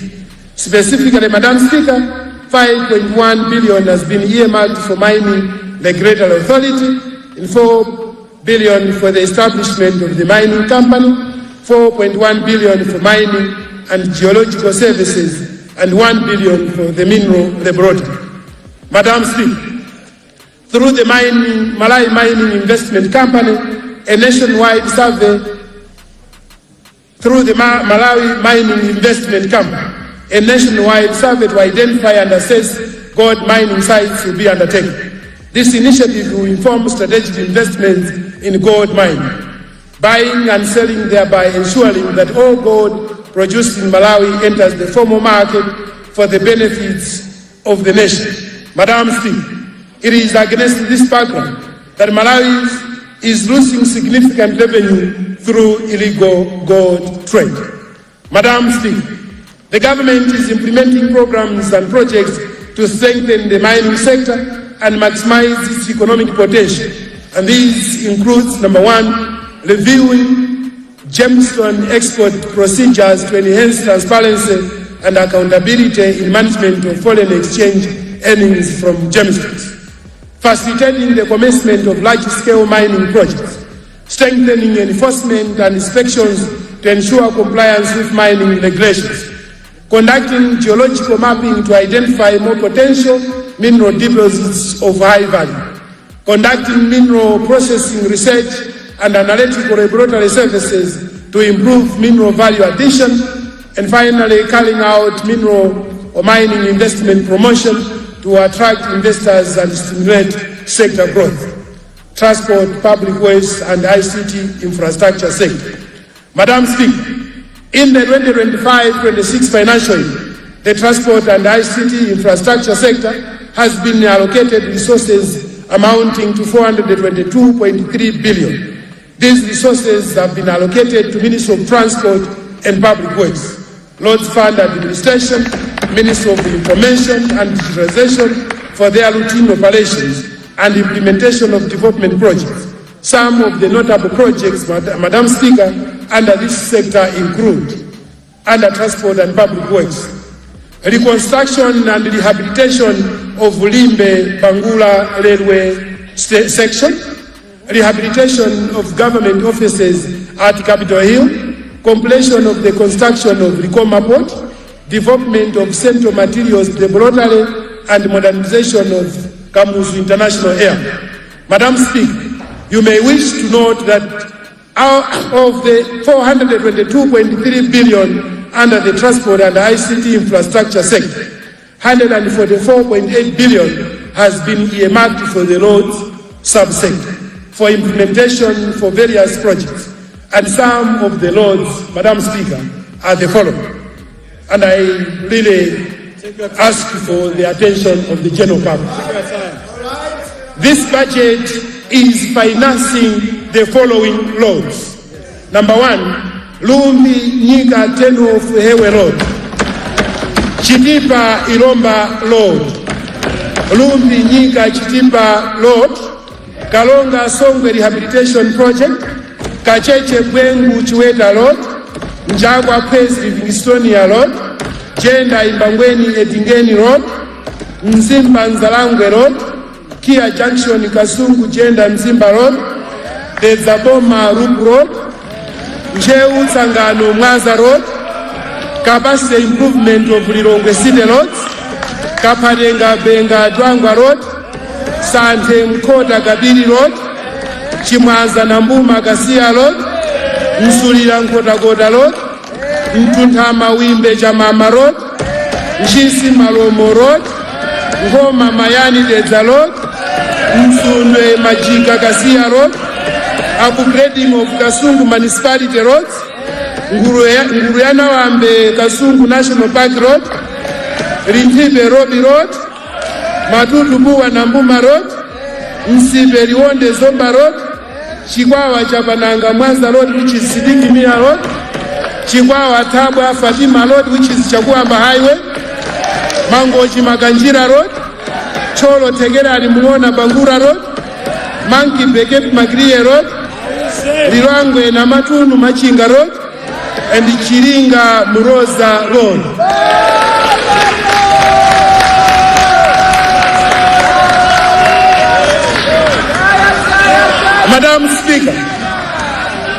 Madam Speaker, under information and digitalization, we are going to do the last mile rural area connectivity project, Digital Malai Project, Digital Migration Project, Nurse Enhancement Project, Education and Skills Development Sector.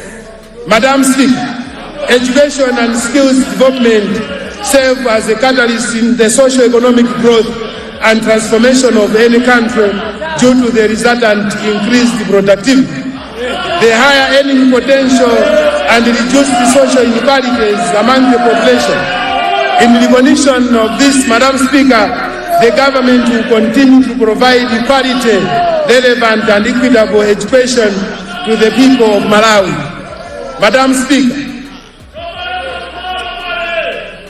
in the 2025-26 financial year, government has allocated 1.3 trillion to the education sector and skills development sector, representing 16.6% of the total expenditure. These resources are earmarked for basic and secondary education, higher education, and various projects. And some notable allocations, Madam Speaker, include the following. Number one, Madam Speaker, 36 billion for higher education students' loans and upkeep allowances, 186.7 billion for the universities and the other subvented organizations within the sector, 363.6 billion to the ministries of basic and secondary education and higher education, and 26.3 billion to the education sector within the local councils. Madam Speaker, with regard to infrastructure development, government is implementing a number of projects in the education sector, including construction of 34 secondary schools of excellence, expansion and rehabilitation of the University of Malawi, construction of Nzuzu University Library, construction of Inkos Mberwa University, equity with quality and learning at secondary, Malawi Education Reform Project, schools for vibrant economy, construction of inclusive education resource center, construction of Lulanga Secondary School, construction of teachers' houses, Gwanda Jaguamba Center of Excellence, and the construction of science laboratories and laboratory. Health and population sector.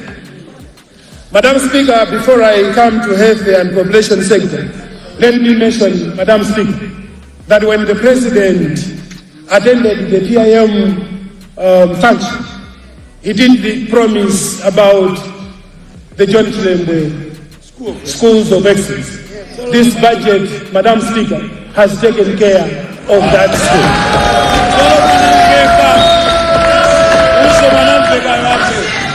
Health and population sector. Madam Speaker, the importance of investing in health for the enhanced productivity and well-being of the country's citizens cannot be overemphasized. In this regard, Madam Speaker, the 2025-26 financial year's budget has allocated 741.05 billion, representing 9.2% of the total national budget towards health and population sector. Madam Speaker, the following are some of the key projects to be implemented. Completion of the Cancer Center, construction of Mponera Community Hospital, construction of 55 health posts, the Malai Emergency Project to protect essential health services and contribution to the health sector joint fund, water and sanitation. Madam Speaker, access to clean water and sanitation is essential for human health, dignity and well-being of the citizen. Water and sanitation is therefore one of the priority areas of the government and a critical component of sustainable development and human capital development. In the water and sanitation sector, Madam Speaker, some of the priority projects include Kalonga Town Water Supply, the water supply centers for Tondwe, Migowi, Ulongwe, Zalewa, Fatima and Makanjira, rehabilitation and expansion of Doa, Dwangwa, Salima, Nkodagoda, Nchisi, Chewa and Benza schemes, and the groundwater extraction for rural piped water development program. The Lumpi Water Sanitation Services Improvement Project, Lilongwe Water and Sanitation Project, National Water and Sanitation Project, improvement of water supply services in Doa, Kolongo Matpapos Dam from Mponera Town, Ngadabe Town Supply, Water Supply and Sanitation Project, Salima Lilongo Water Project, Maganjira Water Supply Scheme, and upgrading, rehabilitation and extension of Mchalo Water Supply Project. Environmental and climate change management. Madam Speaker, effective management of environment and climate change is critical for mitigation climate risks, conserving natural resources and ensuring a sustainable future. In this regard, Madam Speaker, government has allocated 28.4 billion to support environmental protection, climate resilience and sustainable resource management, to enhance climate action and environmental conservation. The government will implement the following reforms: develop the climate change bill to establish a legal framework for climate governance, review the national environmental policy, build capacity of key stakeholders on accessing the Climate Change Adaptation Fund and Green Climate Fund, revise the national waste management strategy, and strengthen implementation of the national cleanup campaign, promote cross-sectoral coordination among stakeholders for harmonization of change interventions, develop restoration plans for degraded ecosystems in the country. Climate change management, Madam Speaker, in line with Malai 2063, the government continues to prioritize environmental sustainability, and in an effort to achieve this, Madam Speaker, the government has developed a draft Article 6 framework to guide and regulate the implementation of carbon trading initiatives in the country. This framework will ensure that the country achieves its ambition targets under the Nationally Determined Contributions, NDC, as stipulated in the Paris Agreement global goals that will see the Malai projects have in various sectors. Madam Speaker, consequently, 47 carbon developers have been registered to embark on the process of developing carbon projects to sell carbon credits in various sectors, including renewable energy, renewable agriculture, water management, manufacturing, construction, and sustainable forestry management. Madam Speaker, the current 6 of the projects have been authorized to allow these investors to proceed with implementation of the carbon projects in the country. It is projected that these projects, Madam Speaker, will generate 5.9 million carbon credits after successful implementation and verification, which is expected to translate to around 60 million USD. Madam Speaker, due to the economic challenges the country is facing, government is implementing the biodiversity financing initiative, and this initiative will unlock and identify financial solutions from all sources, including the private sector, to increase the amount of resources available for funding biodiversity conservation. Madam Speaker, I am pleased to report that the project has managed to develop a biodiversity financing plan which has identified 11 innovative solutions for funding biodiversity conservation, including payment for ecosystems services, carbon trade for biodiversity conservation, and mainstreaming of biodiversity in national budget. Madam Speaker, the August House may wish to note that during the 2024-25 financial year, the nation received funds in excess of $9.5 million realized from carbon trading on credits that were generated from projects that were implemented in the previous year. Energy sector. Madam Speaker, energy is a vital component of the country's economic growth and socio-economic development. With regard to development projects, Madam Speaker, some of the projects that the sector will implement in the 2025-26 financial year include the following: development of Mparamanga hydropower, Malai electricity access project, Malai Mozambique interconnector, battery energy storage system at Kanengo substation, and accelerating sustainable and clean energy access transformation assets. Madam Speaker, fuel is another strategic commodity required to drive the economy. In view of this, the government is strengthening the fuel procurement through the government-to-government arrangements to ensure a stable and sustainable fuel supply to reduce pressure on foreign exchange sources by streamlining transactions, trade and industry development. Madam Speaker, the government recognizes the importance of trade and industry development in driving economic growth and job creation. In the 2025-26 financial year, 14 billion has been allocated to the Ministry of Trade and Industry to promote industrialization, support small and medium enterprises, and expand export base markets. Madam Speaker, to combat illegal trade, the Ministry of Trade and Industry, in collaboration with the Malawi Revenue Authority, Malawi Police Service, and the Malawi Bureau of Standards, will launch a nationwide anti-smuggling initiative. Additionally, Madam Speaker, business inspections will be intensified to ensure fair trade and expand market access. Madam Speaker, to enhance trade and industrial development, the government will implement the following initiatives.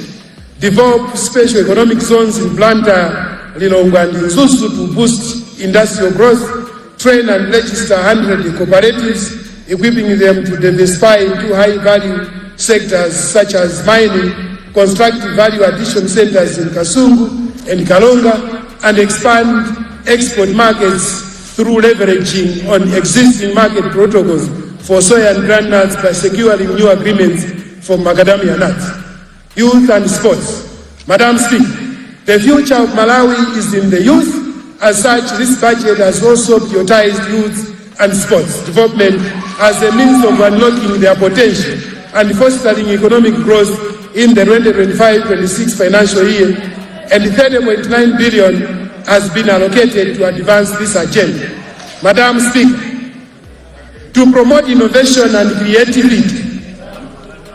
Madam Speaker, I need the August's House attention on this.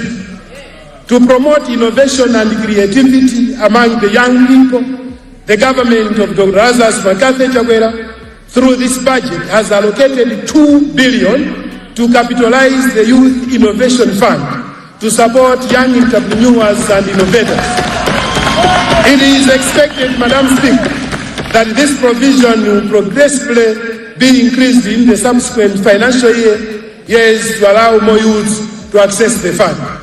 In addition, Madam Speaker, I am also pleased to announce to this August House that the government has increased the monthly stipend for graduate internship from 80,000 to 150,000. Madam Speaker, in addition to what I have talked about innovation fund, I want to repeat that government has increased the monthly stipend for graduate internship program from 80,000 to 150,000. Madam Speaker, with regard to development projects, some notable ones include construction of National Indoor Sports Complex, reconstruction of Kamuzu Institute for Sports, reconstruction of BAT Stadium, construction of Achinyamata Center, construction of Youth Center in Nzuzu, and the National Youth Service. Homeland Security. Madam Speaker, government through the Ministry of Homeland Security and all the security agencies will continue to ensure safety and security of the country and all its citizens' life and property. In the 2025-26 financial year, Madam Speaker, the following projects will be undertaken. Construction of new Blantyre Police Station, construction of new premises of C Division of Malawi Police Service, development of Homeland Security Management Information System, establishment of forensic laboratory for the Malawi Police Service, and migration of police communication systems from analog to digital platform, and rehabilitation of police staff houses.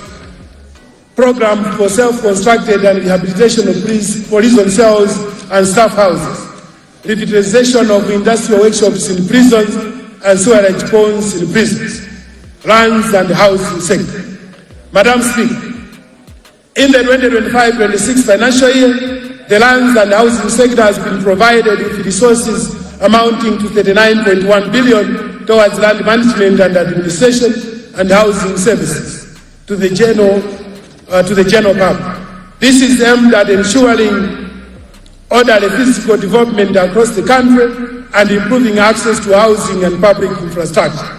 Madam Speaker, in the 2025-26 budget, the sector will undertake the following development projects: construction of 10,000 security houses, construction of houses for people with albinism, national land reform rollout program, and public land infrastructure development in cities. Gender, community development, and social welfare. Madam Speaker, government continues to promote gender equality, community development, and social welfare through programs and policies that address the needs of general public, populations, and uphold social justice. In the 2025-26 financial year, the Ministry of Gender will implement the following projects and interventions: investing in early years for growth and productivity in Malawi, social cash transfer program, construction of early childhood centers, construction of library and lecture theatre at Magomero College, develop foster care guidelines and strengthen child protection services, support persons with disability through the Disability Trust Fund and vocational training programs, and promote elderly care services. Local councils. Madam Speaker, it is government's policy to strengthen physical decentralization so that local councils deliver public services that are tailored to the local needs in a transparent and equitable manner. And in this regard, Madam Speaker, the following are the key resource allocations highlights in the local councils. 33.5 billion for the procurement of drugs in the councils. 188.5 billion under Malawi social support resilient livelihoods. 43.8 billion under governance to enable service delivery. 42.5 billion under the Constituency Development Fund, translating to 220 million per constituency.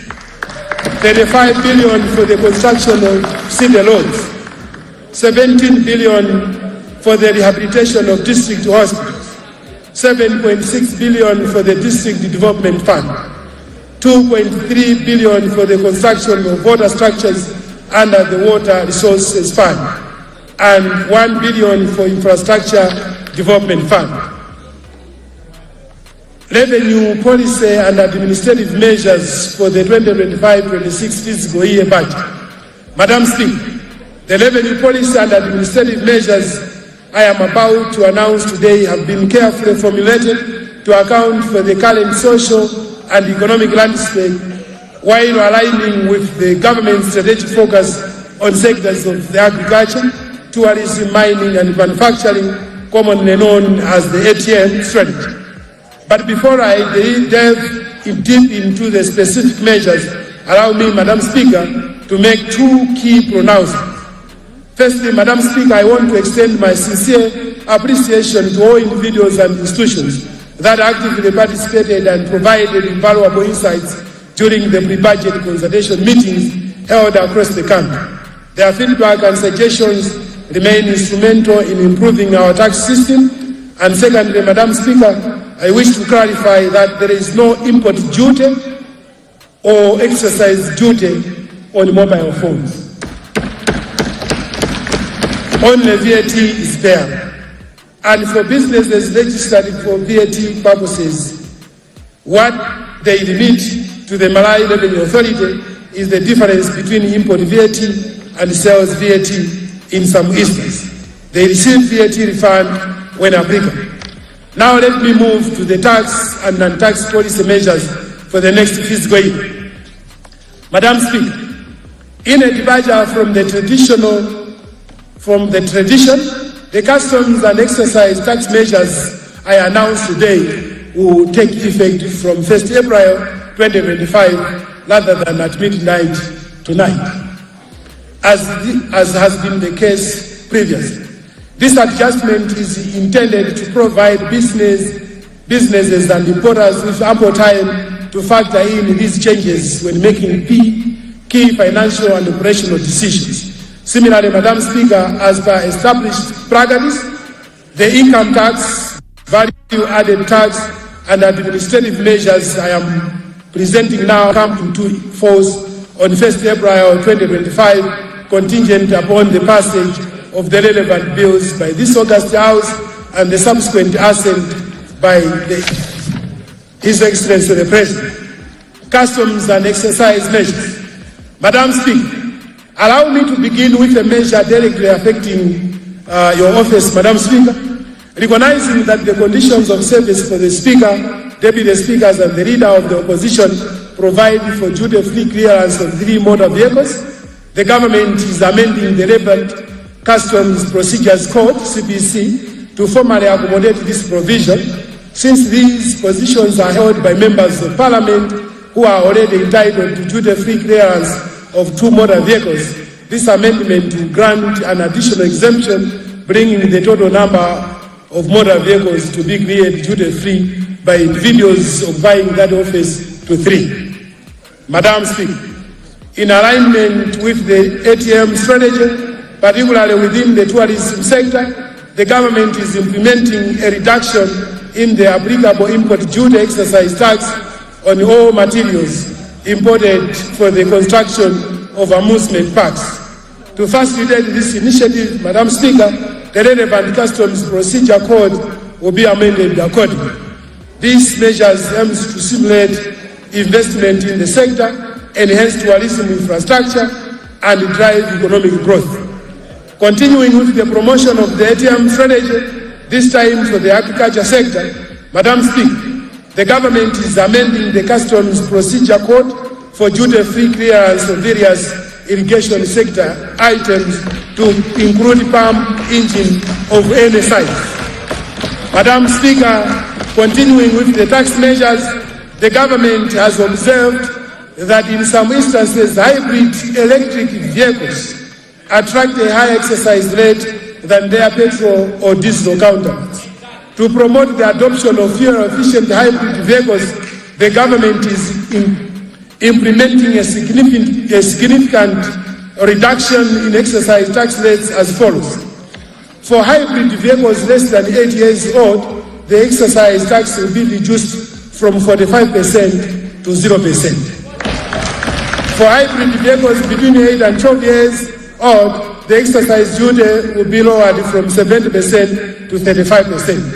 For hybrid vehicles older than 12 years, the exercise tax will be reduced from 100% to 60%.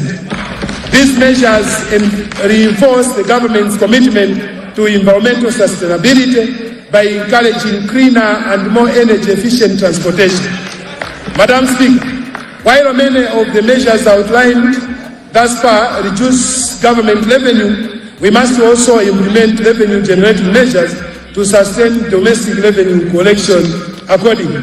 Madam Speaker, the government is introducing a 25% import duty on motor vehicle engines classified under tariff headings 84.07 and 84.08, which encompass engines for motor vehicles, locomotives, marine vessels, and tractors. However, I wish to clarify here that while complete units such as locomotives, marine vessels, and tractors are imported duty-free, this adjustment applies to engines imported separately.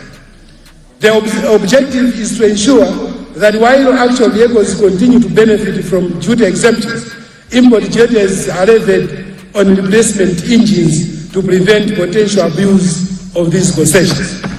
Madam Speaker, we have observed a significant rise in the use of electronic cigarettes or e-cigarettes. The World Health Organization has emphasized that both traditional tobacco products and e-cigarettes pose heavy risks, with the safest approach being complete avoidance of particular concern is an increased prevalence of e-cigarettes use among children and adolescents. Accordingly, to discourage the use of e-cigarettes, just as we do with tobacco products, the government is increasing import duty on e-cigarettes and similar personal electric vaporizing devices classified under tariff subheading 8543.40.00 from 10% to 30% under column 5 and from 5% to 25% under column 6 of the Customs Exercise Tariff Order. Madam Speaker, in the same vein, Madam Speaker, the government is introducing an exercise duty of 200% on electronic cigarettes and other smoking-related products classified under tariff subheading 4545.40.00 and 9614.00.00. These measures to curb accessibility and deter usage, particularly among young people, while reinforcing public health priorities. Madam Speaker, in line with environmental conservation efforts, the excise tax on plastic carrying bags with the handles will increase from 10% to 250%, thereby encouraging the adoption of eco-friendly paper bags. Madam Speaker, the government is amending Customs Procedure Code 405, which is used for duty-free clearance of health-related imports, to include title reading goods for the use of hospitals, nursing homes, clinics, surgeries, and dispensaries, as approved by the Principal Secretary for the Ministry of Health and Part C of this CPC, which covered essential goods for COVID-19 prevention, treatment, and management, will be removed following the World Health Organization declaration that COVID-19 is no longer a global health emergency. Madam Speaker, regarding plastic packaging bags under tariff subheading 6305.33.00, several adjustments have been made. Firstly, tariffs will be split into 6305.33.10 for cereal packaging bags and 6305.33.90 for cement packaging bags, thereby allowing Malawi Bureau of Standards to ensure that only food packaging materials undergo necessary safety tests. Secondly, the PP woven cement bags under tariff subheading 6305.33.00 will be removed from the industrial rebate scheme for the cement and allied products manufacturing industry, as they are now locally produced and are available duty-free within SADC and COMESA regions. Thirdly, Madam Speaker, the 10% surcharge on tariff subheading 4819.40.10, which covers paper cement bags, will be removed, as it was erroneously introduced on this tariff subheading, while a 10% surcharge will be imposed on PP woven bags for cereals grains and cement under tariff subheadings 6305.33.10 and 6305.33.90. These measures are designed to safeguard the local packaging industry by slightly increasing the cost of imported alternatives. Madam Speaker, lastly, on the customs and excise tax, the government will increase the customs HSF bond under form number 123 from 1.5 million to 2 million. This adjustment is necessary as the bond was last revised in 2013, and an increase is warranted to account for inflation and changing economic conditions. This measure aims to strengthen compliance, enhance revenue security, and align with current fiscal realities. Value-added tax measures.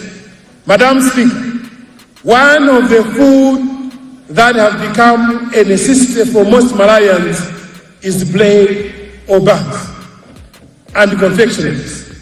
Madam Speaker, as you are aware, the government does not impose value-added tax on most basic commodities to ensure affordability for consumers.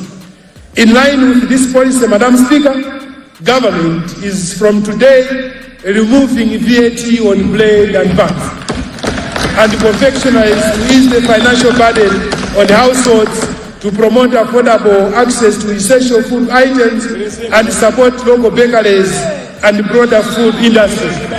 Madam Speaker, I want to make an emphasis on this one. Starting from today, because we have removed the VAT on bread, buns and confectionaries, prices of such commodities should now go down. Income tax measures.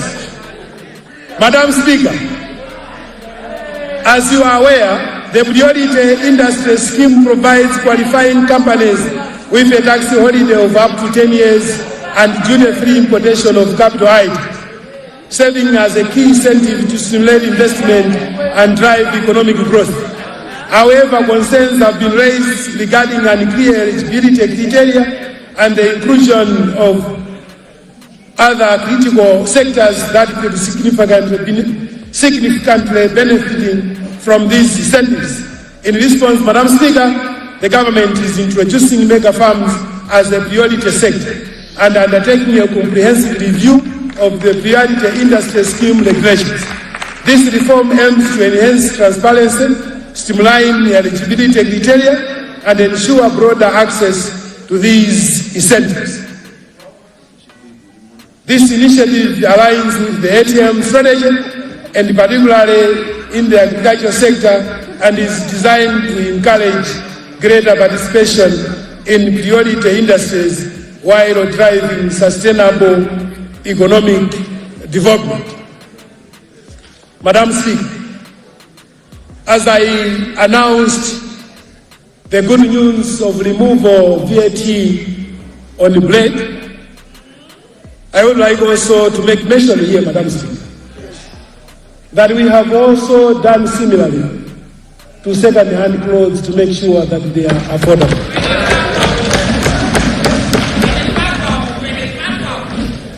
Madam Speaker,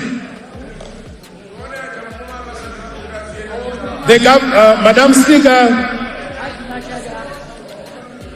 you will have noticed that the government is introducing various incentives, especially targeting the ATM sectors. With these types of incentives, Madam Speaker, it is evident that the ATM strategy has undeniably taken off. And however, Madam Speaker, I take this opportunity to urge the financial sector, particularly lending institutions, to step forward and complement this initiative by offering specialized lending products or facilities tailored to support the ATM strategy.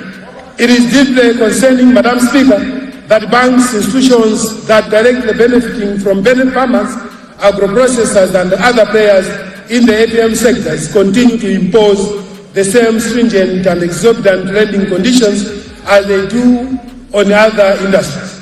This approach stifles growth and undermines the government's effort to transform these sectors as an incentive to the banks. Madam Speaker, the government is exploring incentives to benefit financial institutions that tailored financing solutions in supporting the ATM strategy. In the same spirit, Madam Speaker, government is reducing the corporate income tax rate for companies incorporated outside Malawi from 35 to 30% to align with the treatment of locally incorporated companies and international-based practices, thereby promoting an undiscriminatory business environment. Madam Speaker, government is also amending the marginal note to Section 127A of the Taxation Act from transfer to defraud and artificial transactions to transfer pricing and other arrangements between related parties to better reflect the section's intent. Lastly, on the income tax measures, Madam Speaker, government is introducing various offences related to tax systems management. This measure is intended to enhance tax compliance, curb illicit trade, and safeguard government revenue. Non-tax revenue. Madam Speaker, one of the most lucrative yet largely untapped sectors in terms of taxation is artisanal and small-scale mining. This sector is primarily made up of individuals and small groups engaging in mining activities using basic tools and minimal technology, often operating outside formal regulatory frameworks. To address this, Madam Speaker, the government, through the Mining Authority and other relevant stakeholders, is actively developing strategies to formalize the sector. A key initiative is to encourage the small-scale miners to form associations which will facilitate licensing, regulation, and compliance by bringing these miners into the formal economy. They will be able to contribute their fair share to government revenues through the payment of appropriate fees, levies, and taxes thereby broadening revenue base. Madam Speaker, as part of government's commitment to digitalization, significant progress has been made in payment systems. Starting in the next fiscal year, most government payments will be made via mobile money or online platforms. Madam Speaker, as I conclude on the tax and non-tax measures, I wish to emphasize that while election years often witness the removal of taxes or the introduction of generous incentives, such as short-term measures, can undermine the long-term stability and stability of our tax system. As you may have noted, Madam Speaker, this government has taken a responsible and pragmatic approach, avoiding short-sighted decisions and instead implementing only those measures that are beneficial to the nation in both the short and long term. These reforms are designed to strengthen revenue generation, promote economic growth, and ensure fiscal discipline. I therefore call upon all honourable members of this august House to support these critical tax measures as they are fundamental to the continued progress and prosperity of our nation. In conclusion, Madam Speaker, as I am winding up, I wish to inform this august House and all Malawians that government is optimistic that despite all the challenges that have been encountered, the economy will surely get back on the recovery trajectory. The dividends of our focus on enhancing production through strategic investments in agriculture, tourism and mining will soon materialize. Madam Speaker, let me take this opportunity to thank our development partners, non-governmental organizations, civil society, based organizations, the business community, professional bodies, the youth and all the stakeholders for their unwavering support in the implementation of all the government programs. Madam Speaker, in a special way, let me thank all the officials from my ministry for their tireless efforts and invaluable contributions in coming up with this budget. Madam Speaker, I wish to urge my fellow honourable members to constructively deliberate on this budget. Madam Speaker, in the spirit of one Malawi, one people and one nation, I call upon Malawians together to ensure the attainment of our development aspirations in the spirit of one Malawi, one people and one nation. Madam Speaker, I beg to move.